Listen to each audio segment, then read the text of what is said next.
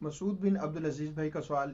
السلام علیکم مفتی صاحب. وعلیکم السلام ورحمۃ اللہ وبرکاتہ۔ این مسجد اور وقف مسجد میں نماز جنازہ پڑھنے کا کیا حکم ہے؟ مسجد کے اندر نماز جنازہ پڑھنا جائز نہیں ہے، بلکہ مکروہ تحریمی ہے اور گناہ ہے۔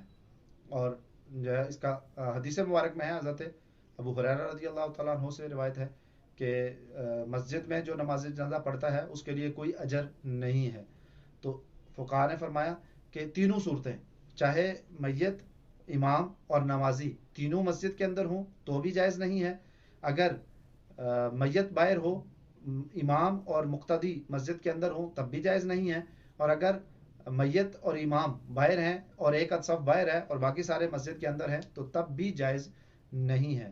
لہٰذا بلا ضرورت شرعی، بلا عذر شرعی مسجد کے اندر نماز جنازہ پڑھنا جائز نہیں ہے، مکروہ تحریمی ہے اور اس پر کوئی اجر نہیں ہے۔ البتہ اگر کوئی عذر شرعی ہو جس کی وجہ سے مسجد میں نماز جنازہ پڑھ رہے ہیں تو پھر اس صورت میں جائز ہوگا۔